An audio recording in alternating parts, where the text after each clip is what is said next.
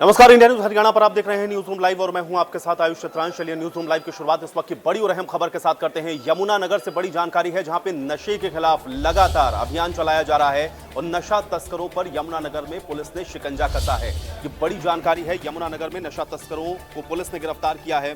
आरोपी के पास से 11 ग्राम से ज्यादा की हेरोइन बरामद की गई है। एंटी नार्कोटिक्स सेल की टीम ने इस कार्रवाई को अंजाम दिया है। आरोपी के खिलाफ केस दर्ज करके आगे की कार्रवाई शुरू कर दी गई है। तो बड़ी जानकारी है, नशे के खिलाफ लगातार अभियान जारी है। नशा तस्कर को पुलिस ने गिरफ्तार किया है और आरोपी से 11 ग्राम से ज्यादा हेरोइन बरामद की गई है। ये बड़ी जानकारी है। एंटी नार्कोटिक्स सेल की टीम ने इस कार्रवाई को अंजाम दिया है। पकड़े गए आरोपियों से पूछताछ जारी है और आरोपी के खिलाफ केस दर्ज करके आरोपी को कोर्ट में भी पेश किया गया है। तो बड़ी जानकारी है, यमुनानगर से नशा तस्कर को पुलिस ने गिरफ्तार किया है। 11 ग्राम हेरोइन के साथ नशा तस्कर को गिरफ्तार किया गया और एंटी नार्कोटिक्स टीम ने इस कार्रवाई को अंजाम दिया है। आरोपी को गिरफ्तार करके कोर्ट में भी पेश किया गया है और आगे की कार्रवाई फिलहाल इस मामले में की जा रही है। तो बड़ी जानकारी है, यमुनानगर से एंटी नार्कोटिक्स सेल की टीम ने इस कार्रवाई को अंजाम दिया है। 11 ग्राम हेरोइन के साथ आरोपी को गिरफ्तार किया गया है और आरोपी को कोर्ट में पेश किया गया है।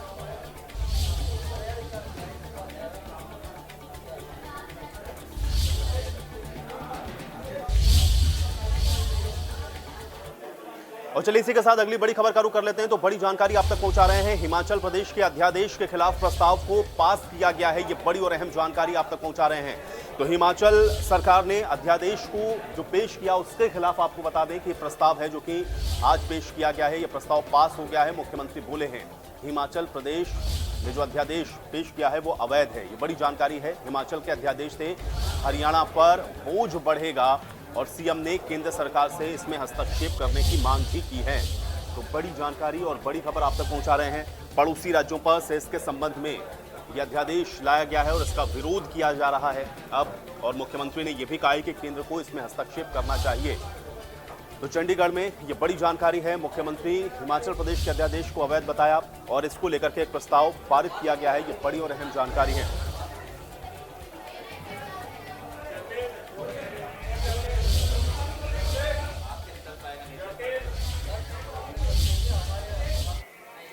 और चलिए इसी के साथ अगली बड़ी खबर का रुख कर लेते हैं। जलभराव के मुद्दे को लेकर के भी आज सदन के अंदर मुख्यमंत्री की तरफ से जो स्थिति है वो स्पष्ट की गई है। ये बड़ी और अहम खबर आप तक पहुंचा रहे हैं। तो जलभराव का मुद्दा लगातार सदन में उठ रहा है और इसको लेकर के मुख्यमंत्री की तरफ से आज जवाब दिया गया है। ये बड़ी जानकारी है। जलभराव के मुद्दे पर सदन में मुख्यमंत्री मनोहर लाल आज बोले हैं। 23,000 एकड़ फसल का मुआवजा दिया है, ये बात सीएम के द्वारा कही गई है। किसानों को 15 करोड़ के करीब मुआवजा दिया गया है सीएम के द्वारा। यह जानकारी भी आज सदन के पटल पर रखी गई है। तो 23,000 एकड़ फसल का मुआवजा दिया गया है। मुख्यमंत्री मनोहर लाल ने सदन में यह जानकारी दी है। तो बड़ी और अहम खबर आप तक पहुंचा रहे हैं। फसलों की खराबे और उसके मुआवजे को लेकर के लगातार विपक्ष सवाल उठा रहा था। जलभराव के मुद्दे को लेकर के आज ये बात मुख्यमंत्री ने स्पष्ट की है कि किस तरीके से इस पूरे मामले में जो मुआवजा है वो किसानों को दिया गया है। 15 करोड़ के करीब जो मुआवजा है वो किसानों को हमने दिया है, ये बात कही गई है। और 23,000 एकड़ फसल का ये मुआवजा है। मुख्यमंत्री ने ये जानकारी दी है।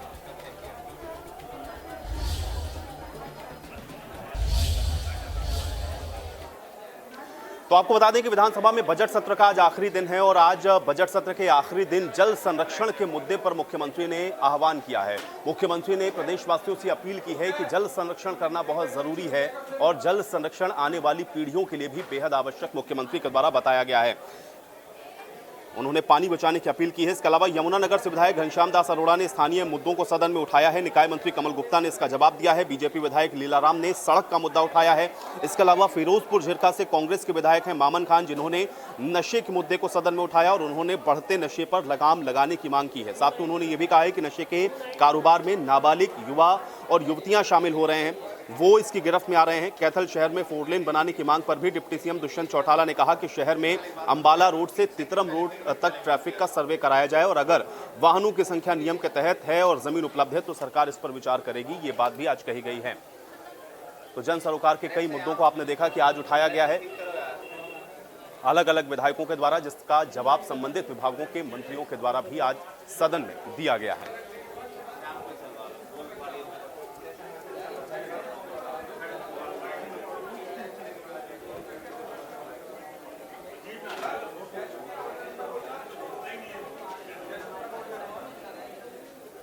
तो वहीं आपको बता दें कि मौलाना विधायक वरुण चौधरी की तरफ से ट्यूबवेल कनेक्शंस के मुद्दे को उठाया गया, जिसमें उन्होंने बताया कि अभी भी बहुत सारे कनेक्शंस ऐसे हैं जो कि पेंडिंग है, और इसका जो जवाब है बिजली मंत्री रणजीत चौटाला ने दिया, और उन्होंने कहा है कि अगले 3 महीने के अंदर ये जो सभी ट्यूबवेल कनेक्शंस हैं वो संबंधित लोगों को दे दिए जाएंगे।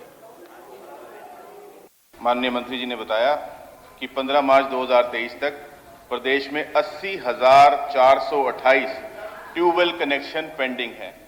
अध्यक्ष महोदय, ये बहुत अधिक संख्या है। बहुत सालों से ये ट्यूबवेल कनेक्शन लंबित हैं।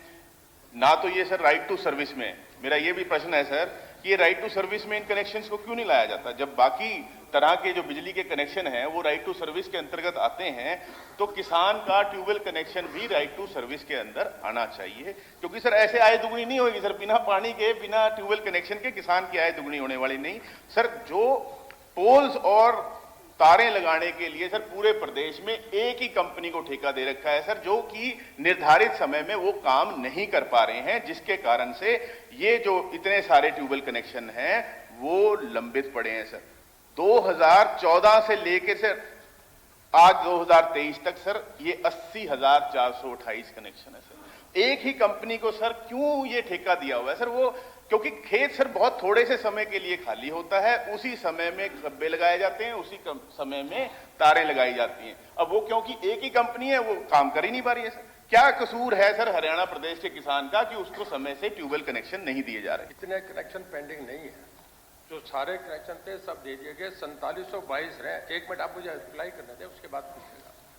4722 रहे टोटल, जो थे वो 76,000 थे। उसमें अगर परसेंटेज वाइज देखें तो 5.5% है, और उस 5.5% का जो रीजन था वो ये था कि कई जगह तो लोगों ने लागत जो ढांचे की राशि जमा न कराई, कई जगह उसके ऊपर मतलब उन पर आपस में झगड़ा था पोल लगाने के मामले में, कई जगह फसल खड़ी थी, इस करके किसान ने कहा कि मेरी फसल हट जाए उसके बाद करने, कई जगह रास्ते नहीं मिल रहे थे।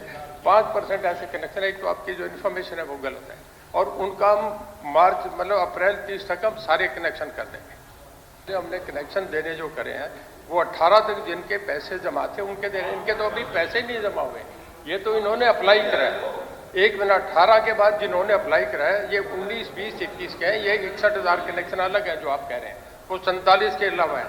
इनके हम जैसे ही ये पहले वाले हमारे कनेक्शन अप्रैल में कर देंगे, इसके बाद ये लेने शुरू करेंगे। इसमें मैं आपसे बताऊं 10 हॉर्स पावर के अंदाजन जो है वो हम सोलर पे दे रहे हैं, ताकि किसान को रात को पानी में नहीं जाना पड़े, दिन में पानी लगा ले। वो 10 हॉर्स पावर पर जब देंगे वो तो 7 की 7 प्लेटें लगेंगी, तुरंत लग जाएंगे। जो आप बता रहे हैं उस कनेक्शन में बता रहा हूँ 30,000।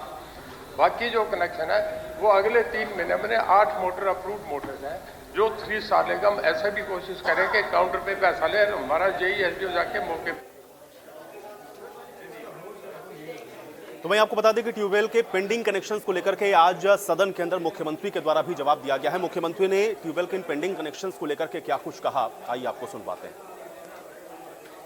देखिए, राइट टू सर्विस में तब डाला जाता है जब कोई सर्विस ऐसी हो जिस सर्विस में सरकार को और कुछ सोचना ना पड़ता हो, या कोई और ऐसा विशेष कारण ना हो जिसके कारण से वो सर्विस को टाला जा सके या उसको रोका जा सके। ट्यूबवेल लगाने के लिए ये जो कनेक्शन के अप्लाई किए जाते हैं, इसमें 2 फैक्टर ऐसे हैं जो बहुत ध्यान करने लायक हैं। एक तो उसमें है प्राकृतिक। प्राकृतिक क्या है कि पानी की अवेलेबिलिटी जमीन के अंदर इतनी नहीं है कि जो मर्जी चाहे अप्लाई करे, जितना मर्जी चाहे निकाल ले। मैं लगातार पानी की बात कर रहा हूं। हमने उसके ऊपर एक राइडर लगाया है कि अब ट्यूबवेल के कनेक्शन जहां पानी ज्यादा गहरा हो गया, जो माइक्रो इरिगेशन लगाएगा उसी को ट्यूबवेल कनेक्शन मिलेगा। 50 हार्स पावर से ऊपर मिलेगा नहीं। 10 हार्स पावर तक जो मिलेगा वो सोलर मिलेगा। 10 हार्स पावर से ऊपर जो है वो मिलेगा। 1 मिनट पूरी बात कर लें। तो पहला तो ये रेस्ट्रिक्शन कि पानी की अवेलेबिलिटी है कि नहीं है। हमने इसमें गाइडलाइंस जो वाटर अथॉरिटी की हैं वो भी ध्यान रखनी पड़ती हैं कि ये ट्यूबवेल कनेक्शन देने हैं नहीं देने। एक दूसरा, इसमें बहुत बड़ा फैक्टर है जो स्टेट के बजट के साथ भी जुड़ा हुआ है। एक ट्यूबवेल कनेक्शन का साल में ऑन एवरेज 1 लाख रुपया सब्सिडी जाती है, जो अभी 6,000 समथिंग करोड़ है, वो सब्सिडी सरकार देती है। इसलिए उसका भी हमको ध्यान करना है कि बजट में हमारे पास जितना प्रोविजन है उतने ही कनेक्शन खोले जाएंगे। तीसरा, अप्लाई करने में 2018 तक के जो अप्लाई थे, जिसमें 4,400 बाकी हैं, केवल उनके लिए ही कहा गया है कि वो तुरंत इस समय हम दे देंगे। और 23-24 अगले साल में जो उससे अगले कनेक्शन हैं उनके डिमांड नोट इन कंडीशंस पर जो पूरा करेंगे उनके डिमांड नोट जारी कर दिए जाएंगे अगले साल में।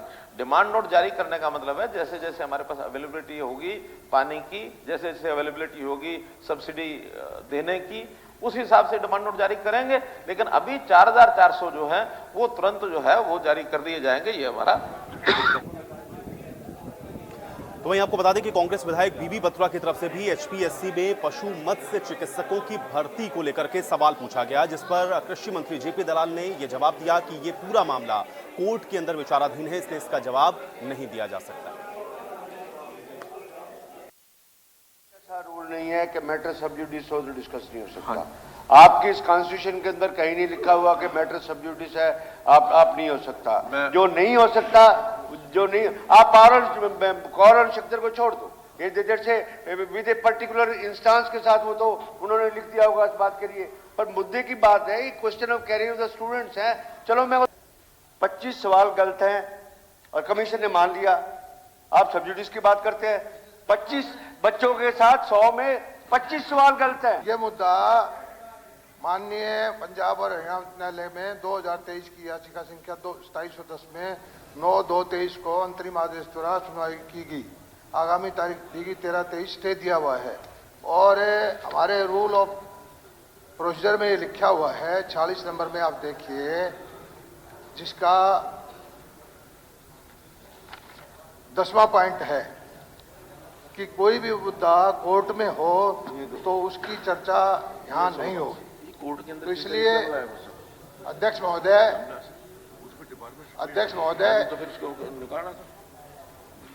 हाई कोर्ट में यह विचाराधीन मामला है तो इसकी चर्चा नहीं होनी चाहिए। मैं इसका उत्तर सीधा देता हूं। हाई कोर्ट ने, मलिक साहब, हाई कोर्ट ने 9/2 को ये केस लगा था और 9/2 को उन्होंने कहा था कि अगली डेट तक एफिडेविट एक एचपीएससी देंगे। एचपीएससी ने उस पर एफिडेविट देना है। अब एचपीएससी एक इंडिपेंडेंट बॉडी है, वो एफिडेविट क्या देगी, अपने नियमों के हिसाब से देगी। और नियमों में ये पहले भी हमेशा होता रहा है कि जब क्वेश्चन कोई गलत आते हैं तो ये एचपीएससी की जिम्मेदारी नहीं होती है। क्वेश्चन बनाने वाला जो क्वेश्चन यानी सेटर होता है वो बाहर का आदमी होता है, एग्जामिनर होता है, बाहर के आदमी होते हैं, उनके अपने रूल्स हैं। उस रूल्स के हिसाब से अगर कुछ क्वेश्चन गलत होते हैं उसकी मार्किंग का निर्णय करने का काम उनका एक नियम के अनुसार होता है। वो नियम के अनुसार किया गया कि नहीं किया गया वो उन्होंने हाई कोर्ट को बताना है। हाई कोर्ट इसमें फाइनल डिसीजन करेगा कि उनके साथ क्या व्यवहार करना है, उनको नौकरी में देना है, नौकरी नहीं देनी है, मार्क्स कम है ज्यादा है, उस नियमावली के ऊपर हम डिस्कस नहीं कर सकते। इसलिए एफिडेविट जो कोर्ट में जाएगा वही एचपीएससी का आंसर होगा, उसी हिसाब से कोर्ट का डिसीजन होगा, वो मान्य। तो मैं आपको बता दें कि सदन के अंदर विधायक नीरज शर्मा की तरफ से फैक्ट्रियों के अंदर काम करने वाले मजदूरों को कम मजदूरी के मुद्दे को उठाया गया, जिसमें उन्होंने कहा कि उनके पास ये जानकारी है कि बहुत सारी ऐसी फैक्ट्री हैं जहां पर मजदूरों को कम मजदूरी दी जा रही है। इसका जवाब डिप्टी सीएम दुष्यंत चौटाला ने दिया, जिस पर उन्होंने ये साफ कहा कि अगर नीरज शर्मा के पास इस तरह की कोई जानकारी है तो वो जानकारी आप मुझे दीजिए और उस पर संबंधित विभाग के द्वारा कार्रवाई जरूर करवाई जाएगी। अध्यक्ष महोदय, ये प्रश्न लगभग हरियाणा की आधी जनसंख्या से संबंधित है और बड़ा दुख है कि प्रश्न का जवाब बहुत गलत आया। मैंने संख्या पूछी और मैं कोई किसी संस्था के आंकड़े नहीं दे रहा, ये ईएसआई कॉरपोरेशन के सरकारी आंकड़े हैं। मैंने संख्या पूछी, ईएसआई कॉरपोरेशन कह रही है 31 मार्च 2022 को हरियाणा में तकरीबन 26 लाख लोगों का ईएसआई का अंशदान जा रहा था और मजदूरों की संख्या 22 लाख बताई गई है। हर मजदूर की ईएसआई भी नहीं कटती। इतना ज्यादा डिफरेंस आंकड़ों में, पर मैं उसको लेके भी बहुत ज्यादा आपको नहीं कहना चाहूंगा, वो अपने आंकड़े डिपार्टमेंट सुधारे, क्योंकि जब आंकड़े ही सही नहीं है उस मजदूर की चिंता कौन करेगा। और इसमें मेरा मंत्री जी से सप्लीमेंट्री एक है कि जो मैंने अनुपात पूछा, इनके जवाब के हिसाब से तकरीबन 40% पूरे हरियाणा के अंदर कॉन्ट्रैक्ट लेबर है रेगुलर के मुताबिक। पर मैं फरीदाबाद का कुछ एक का ही पढ़ रहा हूं और सुन के बड़े दुख होगा कि भारतीय कटलर हैमर रेगुलर एम्प्लॉय 30 और कॉन्ट्रैक्ट के 1360, शिवालिक एक्सपोर्ट 100 कॉन्ट्रैक्ट के 2500, गुडियर 610 कॉन्ट्रैक्ट के 2100, एस्कॉर्ट 700 कॉन्ट्रैक्ट के 7,000, स्टड्स 200, 850, हिंदुस्तान एसेसरीज 200, 1100। अध्यक्ष महोदय, हो क्या रहा है, ये कॉन्ट्रैक्ट लेबर एक्ट 1970 का है और इसके अंदर सारी जवाबदेही स्टेट की है, जो भी कुछ होना है। और बड़ा क्लियर इसके अंदर लिखा है, if a question arise whether any process or operation or other work is of perennial nature, the decision of the appropriate government thereon shall be final. और इसके अंदर अध्यक्ष महोदय, मैं किसी एक को दोष दूं वो अनुचित होगा। हमारे हरियाणा में 1987 के बाद कोई नोटिफिकेशन ही नहीं हुआ कि ये जॉब प्रोहिबिटेड है कॉन्ट्रेक्चुअल काम कराने के लिए। 87 में लास्ट नोटिफिकेशन हुआ है और जो नोटिफिकेशन हुआ है उसकी भी पालना नहीं हो पा रही है। अध्यक्ष महोदय, ये एक सवाल को बीच में उलझाने का प्रयास है कि कॉन्ट्रेक्चुअल बोर्ड फैक्ट्री में कॉन्ट्रेक्चुअल परमानेंट वर्कर कैसे एम्प्लॉय होगा। कोई भी कॉन्ट्रेक्चुअल हो, परमानेंट वर्कर हो, उसका ESI EPF कटता है। आप जो बता रहे हैं, जो डाटा आपके पास है कि एस्कॉर्ट्स में 700 पक्के या 7,000 कॉन्ट्रेक्चुअल है जो जॉब वर्क के लिए आते हैं, उसके अंदर किसी का ESI EPF ना कटे तो हम आज चेकिंग करवाते हैं। आपके पास कोई ऐसी कंप्लेंट हो कि किसी कॉन्ट्रेक्चुअल एम्प्लॉय को मिनिमम वेजेस से नीचे सैलरी मिल रही है तो आज हम चेक कराते हैं। गवर्नमेंट ऑफ इंडिया ने टाइम टू टाइम कई अमेंडमेंट लेबर के लॉज में करी है और ईज ऑफ डूइंग बिजनेस के अंदर इंडिया की जो आज पहचान बनी है, दुनिया भर से लोग आ रहे हैं, वो इसीलिए है कि जो पहले प्रथाएं थी उनको बंद किया गया। मगर कई जगह निरंतर डिपार्टमेंट के पास कंप्लेंट आती है जहां प्रॉपर वेजेस एम्प्लॉयज को नहीं मिलती और समय अनुसार टीमें उसको चेक भी करती है और उनके खिलाफ पेनल्टीज भी लगाती है और उनको सजा देने का भी प्रावधान। तो वहीं आपको बता दें, एक बड़ी और अहम जानकारी है। आज विधानसभा के अंदर हरियाणा संगठित अपराध नियंत्रण विधेयक 2023 इसको पेश किया गया है, लेकिन इस दौरान जमकर हंगामा देखने को मिला है। बड़ी जानकारी आप तक पहुंचा रहे हैं। हरियाणा संगठित अपराध नियंत्रण विधेयक 2023, इस पर चर्चा हुई है और विधेयक पर चर्चा के दौरान सदन में जमकर हंगामा हुआ है। ये बड़ी जानकारी है। गैंगस्टर की तरफ से हो या पुलिस के साथ हो, ये चर्चा के दौरान आरोप प्रत्यारोप शुरू हुए। कांग्रेस विधायक भड़क गए, उसके बाद वेल में पहुंचकर नारेबाजी की गई है। सदन में विपक्ष ने जोरदार हंगामा आज इस विधेयक पर चर्चा के दौरान किया है। जो बड़ी जानकारी आप तक पहुंचा रहे हैं, हरियाणा संगठित अपराध नियंत्रण विधेयक 2023, इस पर चर्चा और चर्चा के दौरान जमकर हंगामा आज हुआ है। विधेयक पर चर्चा के दौरान सदन के अंदर पक्ष और विपक्ष जमकर नोक-झोंक करते हुए दिखे हैं। आप गैंगस्टर की तरफ हो या पुलिस के साथ हो, सीएम ने ये बात कही और कांग्रेस विधायक जब भड़क गए तो फिर वेल में पहुंचकर कांग्रेस विधायकों ने नारेबाजी भी शुरू कर दी है। तो जोरदार हंगामा आज इस विधेयक को लेकर के सदन के अंदर देखने को मिला है। ये बड़ी जानकारी। हरियाणा संगठित अपराध नियंत्रण विधेयक 2023, इस पर चर्चा हुई है और इस दौरान जमकर हंगामा हुआ है। विधेयक पर चर्चा के दौरान सदन में हंगामा देखने को मिला है। तो आप गैंगस्टर की तरफ हो या पुलिस के साथ हो, ये बात सीएम ने आज कही।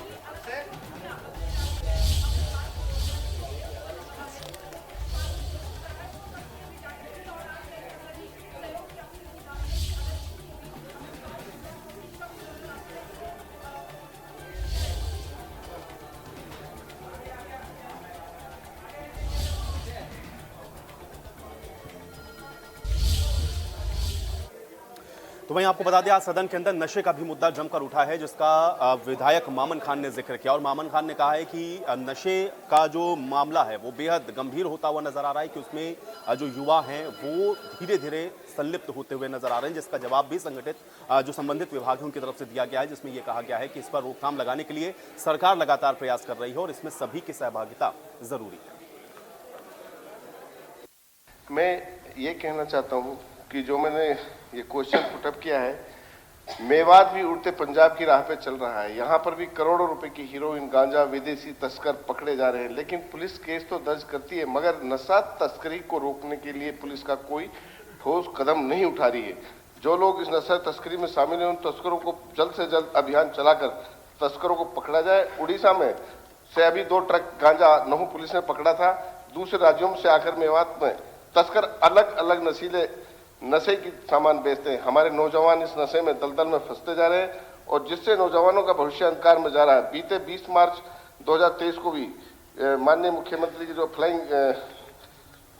सीएम फ्लाइंग होती है, उसने भी काफी प्रतिबंधित नशे की दवाइयां पकड़ी गई हैं। मैंने जुलाई में भी नशे का मामला सदन में उठाया था, मगर अभी तक सरकार नशे के प्रति बिल्कुल भी गंभीर नहीं है। सरकार इसके लिए जिम्मेदार है और ना ही आज तक मेवात को कोई नशा केंद्र स्थापित किया गया। मैं ये कहना चाहता हूं कि तावड़ू के पास सर एक गांव है शिकारपुर,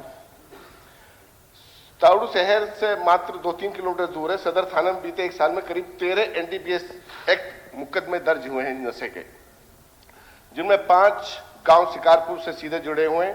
शिकारपुर के ग्रामीणों ने बताया कि उनके गांव में बड़ी संख्या में बालिग, नाबालिग, युवक, युवतियां व महिलाएं नशे का कारोबार में बराबर शामिल हैं। गांव में सुबह से शाम तक नशा कारोबारियों के ठिकानों पर दिल्ली, गुरुग्राम, फरीदाबाद, रोहतक, हिसार आदि से बड़ी बड़ी संख्या में अमीर घटनाओं के युवक युवतियां नशीला पदार्थ खरीदकर फरोख्त करने के लिए यहाँ पहुंचते हैं। मैं ये समझता हूं कि it is more A social problem. जो क्रिमिनल पार्ट है उसको तो हम टैकल कर ही रहे हैं, लेकिन सोशल प्रॉब्लम को prevention is better than cure. इसमें जो एजुकेटिव मामला है, जो अलग अलग जिले के लेवल पर समितियां बनाई गई हैं, जो इस तरह से अलग अलग हेल्थ एजुकेशन की बात है, वो सारी हमने की है। और डायरेक्ट रूप से नशा मुक्ति केंद्र नहीं है, लेकिन सिविल अस्पताल मांडीखेड़ा और एचकेएम गवर्नमेंट मेडिकल कॉलेज नरहर में प्रत्येक में 15 बेड की क्षमता के 2 सामुदायिक केंद्र जो हैं वो स्थापित किए जा रहे हैं। इन अस्पतालों में प्रोविजनल लाइसेंस के लिए ऐसी सेवा विभाग को क्रमशः 12/7/22 और 14/11/22 को आवेदन किया है। जिले में नशीली दवाओं को लत को रोकने के लिए, नियंत्रण करने के लिए एक बहुआयामी दृष्टिकोण का उपयोग किया जा रहा है। एक नई समिति, डिस्ट्रिक्ट लेवल की समिति, जो कि prevention of the substance use के लिए काम करेगी, उस समिति का गठन किया गया है। ऐसे लगभग अभी जो एवरेज है वो 55 मरीज पर मंथ की एवरेज है जो ओपीडी में आते हैं। और ये पूरा जो डाटा है ये हमने डेट वाइज भी दिया हुआ है और जगह वाइज भी दिया हुआ है। तो मैं समझता हूं कि बहुत सारे ये इस तरह के जो प्रिवेंशन के काम है ये कर रखे हैं, और पुलिस भी जो है इनको कंट्रोल करने का प्रोग्राम कर रही है। और चलिए इसी के साथ न्यूज़ रूम लाइव में मेरे साथ फिलहाल इतना ही, लेकिन आप बने रहिए इंडिया न्यूज़ हरियाणा के साथ। नमस्कार।